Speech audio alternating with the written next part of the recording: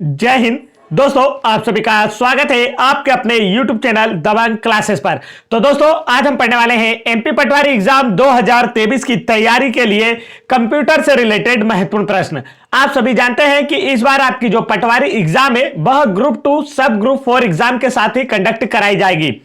तो बिल्कुल उसी नए पैटर्न पर आधारित यह क्लास होगी। तो वीडियो में लास्ट तक जरूर बने रहे ताकि आप लोग भी एमपी पटवारी एग्जाम में सिलेक्शन ले सके। तो आज का जो फर्स्ट क्वेश्चन है दोस्तों, आप लोगों की स्क्रीन पर है। क्वेश्चन में आपसे पूछा गया है, एमएस एक्सेल 2010 में डेटा को पढ़ने में आसान बनाने के लिए आप डेटा के ब्लॉक में विभिन्न में से किस ऑप्शन का लागू कर सकते हैं। तो इसका जो 4 ऑप्शन दिया है इसमें से आपसे पूछा गया है किसी भी डेटा को पढ़ने के लिए आसान बनाने के लिए आप किस ऑप्शन को लागू करेंगे। तो इसका जो राइट आंसर है ना दोस्तों, वो है आपका ऑप्शन नंबर 2, कंडीशनल फॉर्मेटिंग।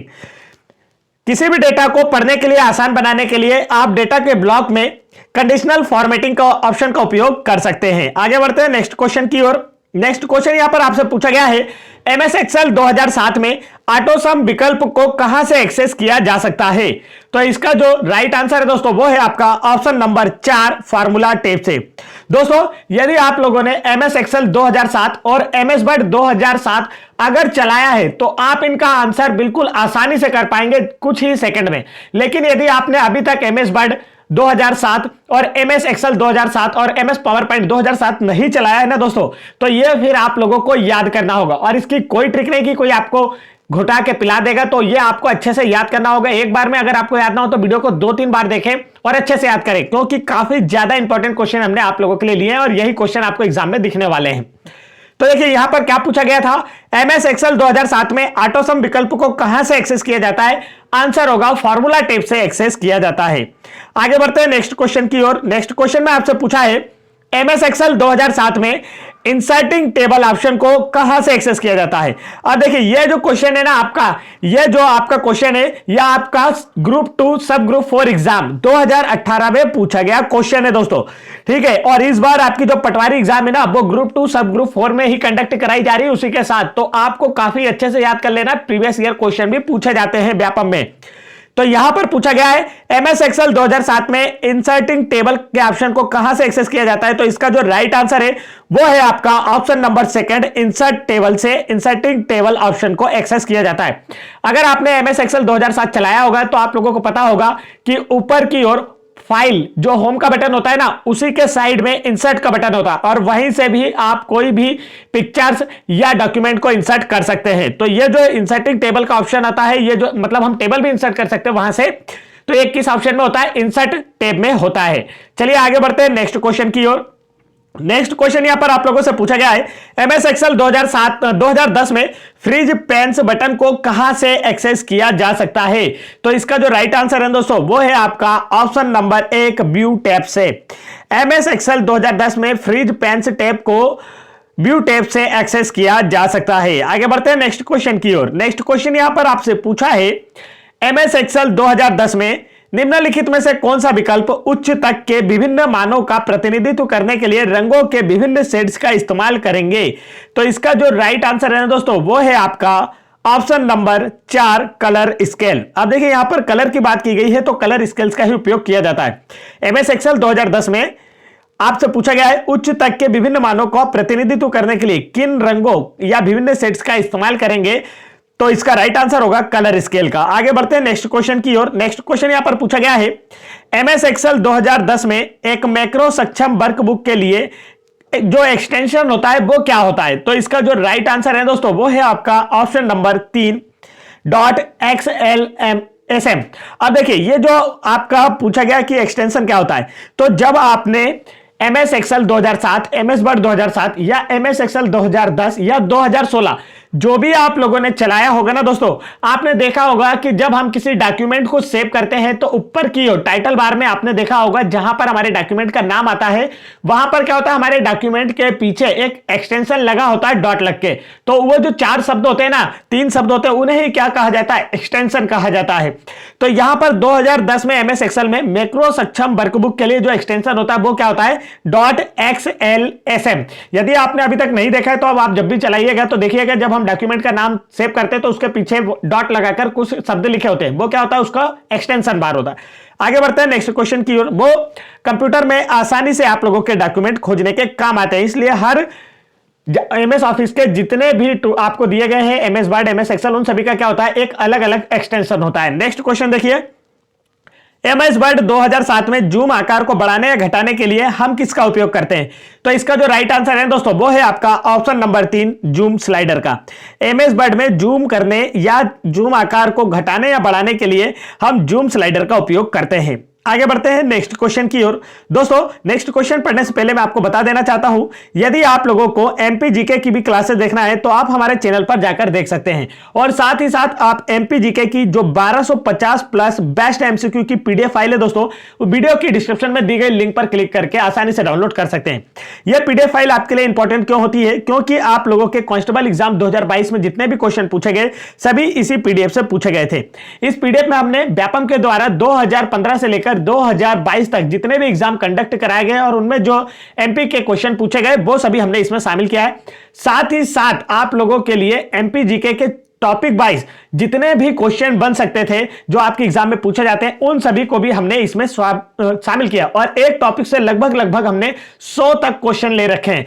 तो आपके लिए काफी ज्यादा इंपॉर्टेंट ये पीडीएफ होती है, आप इसे जरूर पढ़ें ताकि आप लोगों का एमपी जीके जो है ना बिल्कुल क्लियर हो सके और आपका भी एमपी पटवारी एग्जाम में सिलेक्शन हो सके। तो इसकी लिंक आपको वीडियो के डिस्क्रिप्शन में देखने को मिल जाएगी। देखिए नेक्स्ट क्वेश्चन में आपसे क्या पूछा है, तो यहां पर पूछा है एमएस वर्ड 2010 में एक वाक्य या एक शब्द को रेखांकित करने के लिए उपयोग की जाने वाली वर्कशीट बताइए। शॉर्टकट कुंजी कौन सी इसके लिए? वर्कशीट निकल गया शब्द। यहां पर देखिए एमएस वर्ड में एक शब्द को रेखांकित करने के लिए कौन सी शॉर्टकट की का उपयोग किया जाता है? तो इसका जो राइट आंसर है दोस्तों वो है आपका ऑप्शन नंबर 3, कंट्रोल+U का। एमएस वर्ड 2010 में एक वाक्य या एक शब्द को रेखांकित अंडरलाइन करने के लिए शॉर्टकट की कंट्रोल+U का उपयोग किया जाता है। आगे बढ़ते हैं नेक्स्ट क्वेश्चन की ओर। नेक्स्ट क्वेश्चन यहां पर आप लोगों से पूछा गया है, एक माउस, ट्रैकबॉल और जॉयस्टिक जो है एक कैसी डिवाइस के उदाहरण? इनपुट डिवाइस के, कलेक्शन डिवाइस के, मल्टीमीडिया डिवाइस के या पॉइंटिंग डिवाइस के? तो इसका जो राइट आंसर है दोस्तों वो है आपका ऑप्शन नंबर 4, प्लॉटिंग डिवाइस के। एक माउस, ट्रैकबॉल और जॉयस्टिक ये सभी क्या है? प्लॉटिंग डिवाइस के, एक पॉइंटिंग डिवाइस के उदाहरण है। आपने देखा होगा कि ये माउस जो होता है ना पॉइंटिंग डिवाइस के अंतर्गत ये क्या है? एक इनपुट डिवाइस भी है। ट्रैकबॉल भी जो होता है ये एक क्या होता है दोस्तों? Input device. और जॉयस्टिक जो होता है ये भी एक इनपुट डिवाइस का उदाहरण है। लेकिन ये सब क्या है? एक पॉइंटिंग डिवाइस है। आपने देखा पॉइंटिंग डिवाइस का मतलब जो आपने माउस देखा होगा उसका एक कर्सर होता है, एक पॉइंट होता है स्क्रीन पर जो आपको दिखाई देता है। तो ये ठीक उसी प्रकार के तीनों के तीनों क्या है? पॉइंटिंग डिवाइस हैं। आगे बढ़ते हैं नेक्स्ट क्वेश्चन की ओर। नेक्स्ट क्वेश्चन देखिए आप लोगों की स्क्रीन पर दिख रहा है, एमएस वर्ड 2007 में एक डॉक्यूमेंट को कितने तरीकों से देखा जा सकता है? और दोस्तों हम कोशिश कर रहे हैं कि जितने आसान शब्दों में आपको बता सके ताकि आपको याद हो जाए, आप समझते चलिए और वीडियो में लास्ट तक बने रहिए। नेक्स्ट क्वेश्चन देखिए यहां पर, एमएस वर्ड 2007 में एक डॉक्यूमेंट को कितने तरीकों से देखा जा सकता है? तो इसका जो राइट आंसर है दोस्तों वो है आपका ऑप्शन नंबर 1, 5 तरीकों से। एमएस वर्ड 2007 में एक डॉक्यूमेंट को हम 5 तरीकों से आसानी से देख सकते हैं। नेक्स्ट क्वेश्चन देखिए यहां पर पूछा है, कंप्यूटर माउस किस प्रकार का उपकरण है? तो इसका जो राइट आंसर है दोस्तों वो है आपका ऑप्शन नंबर 2, इनपुट का। अभी मैंने आपको बताया कि माउस जो होता है ना एक प्रकार की इनपुट डिवाइस होता है। हम माउस पर बाहर यहां पर क्लिक करते हैं, ठीक है, बाहर यहां पर हम लोग क्लिक करते हैं लेफ्ट में या तो राइट में, और जो कार्य होता है वो कहां होता है? कंप्यूटर के अंदर स्क्रीन पर होता रहता है। मतलब हमने तो बटन बाहर क्लिक की लेकिन अंदर क्लिक हो रहा है ना, इसका मतलब ये क्या है? एक इनपुट डिवाइस है। वैसे ही कीबोर्ड होता है, कीबोर्ड पे क्या होता है? हम बाहर की ओर बटन दबा रहे होते हैं, हार्डवेयर पर क्या होता है? अंदर कंप्यूटर के अंदर क्या होता है? हमारा डेटा इनपुट होता रहता है। हम कोई डॉक्यूमेंट लिख रहे हैं या कोई शब्द वर्ड लिख रहे हैं तो वो क्या होता है? अंदर इनपुट होता रहता है। तो कीबोर्ड, माउस ये सब किसके उदाहरण है? स्कैनर इनपुट के उदाहरण है, इनपुट डिवाइस के उदाहरण है। आगे बढ़ते हैं नेक्स्ट क्वेश्चन की ओर। नेक्स्ट क्वेश्चन देखिए यहां पर क्या पूछा गया है, निम्नलिखित में से कौन सेंट्रल प्रोसेसिंग यूनिट सीपीयू का एक हिस्सा है? 4 ऑप्शन आपको दिए गए हैं, पूछा गया इनमें से कौन सा सीपीयू का एक हिस्सा है। अब माउस होता है क्या? नहीं, बिना माउस के भी हम लोग कंप्यूटर चला सकते हैं। कीबोर्ड का अच्छा ज्ञान हो आपको तो। कीबोर्ड होता है क्या? नहीं, बिना कीबोर्ड के माउस से अच्छा कंप्यूटर चला सकते हैं हम लोग। और इसके बाद प्रिंटर होता है क्या? नहीं, प्रिंटर तो सिर्फ प्रिंट करने के लिए होता है किसी डॉक्यूमेंट को, वो अगर कंप्यूटर में अटैच ना हो तब भी कंप्यूटर आसानी से चल सकता है। अगर हमें कोई डॉक्यूमेंट प्रिंट ही नहीं करना है तो हम कंप्यूटर नहीं चला सकते क्या? चला सकते हैं, प्रिंटर जरूरी नहीं। तो इसका जो राइट आंसर है वो क्या है?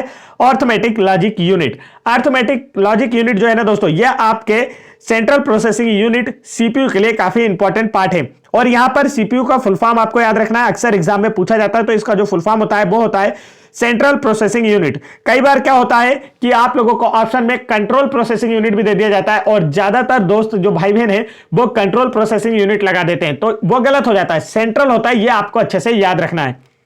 नेक्स्ट क्वेश्चन देखिए, एमएस वर्ड 2007 में ए3 सीट की जो लंबाई चौड़ाई है वो क्या होती है, आपसे यह पूछा गया। तो इसका जो राइट आंसर है दोस्तों, उसका करेक्ट आंसर आपका होने वाला है ऑप्शन नंबर सेकंड, 11.69 सीएम से 16.54 सीएम तक यह होती है A3 सीट की लंबाई। और A4 सीट की लंबाई पूछी जाए तो यह होती है A4 सीट की लंबाई। यह है A3 सीट की लंबाई और A4 सीट की लंबाई, दोनों ही आप लोगों को अच्छे से याद होना चाहिए, दोनों एग्जाम में पूछी जा चुकी हैं। ठीक है, तो ये ऐसे क्वेश्चन है जो आपके एग्जाम में पूछे जा चुके हैं ऑलरेडी। ये मत सोचना कि सर क्या पढ़ा रहे हैं, कि हम पढ़े या ना पढ़े, हमें समझ में नहीं आ रहा है। समझ में नहीं आ रहा है तब भी याद करो, ठीक है, क्योंकि एग्जाम में तो यही आने वाला है। नेक्स्ट क्वेश्चन देखिए, एमएस वर्ड 2007 में टेक्स्ट को किसमें बदलने के लिए Ctrl+I एक्शन का उपयोग किया जाता है। तो अगर आपने चलाया है तो आपको पता होगा कि Ctrl+I का जो उपयोग है ना, किसी भी शब्द को, किसी भी वर्ड को इटैलिक फॉन्ट में चेंज करने के लिए किया जाता है। इटैलिक का मतलब क्या होता है दोस्तों, जैसे हमारा ये शब्द ए बी ऐसा लिखा है ना, तो ये थोड़ा सा ऐसे झुक कर लिखा जाता है ए बी।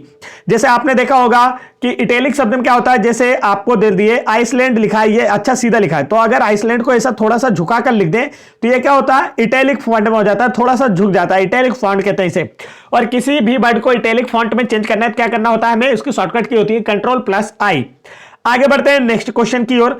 नेक्स्ट क्वेश्चन यहां पर आपसे पूछा गया है, एमएस वर्ड 2007 में टेक्स्ट हाइलाइट कलर रिबन में उपलब्ध रंगों की कुल संख्या कितनी है। तो इसका जो राइट आंसर है दोस्तों वो है आपका ऑप्शन नंबर 2, 15। एमएस वर्ड 2007 में टेक्स्ट हाईलाइट कलर रिबन में उपलब्ध कुल रंगों की जो संख्या है ना दोस्तों, वो 15 कलर होते हैं आपको हाईलाइट करने के लिए। यह आपको अच्छे से याद होना चाहिए, आप लोगों के एग्जाम में पूछे गए ये सारे के सारे इंपॉर्टेंट क्वेश्चन है। तो दोस्तों आज की क्लास हमारी यहीं पर समाप्त होती है। आप लोगों के लिए कंप्यूटर की ऐसी और क्लासेस आती रहेंगी। साथ ही साथ आप लोग एमपीजीके का बेस्ट एमसीक्यूज देखना चाहते हैं तो आप चैनल की प्लेलिस्ट चेक कर सकते हैं, जहां पर टॉपिक वाइज आप लोगों को एमपीजीके कंप्लीट कराया जा रहा है और एमपी पटवारी का पूरा सिलेबस पढ़ाया जा रहा है। और यदि आप लोगों को एमपीजीके की 1250 प्लस बेस्ट एमसीक्यू की पीडीएफ फाइल डाउनलोड करना है तो आप वीडियो के डिस्क्रिप्शन में दी गई लिंक पर क्लिक करके आसानी से डाउनलोड कर सकते हैं और अपने एमपी पटवारी एग्जाम की प्रिपरेशन को और बेहतर करके एमपी पटवारी एग्जाम में सिलेक्शन ले सकते हैं। जय हिंद दोस्तों।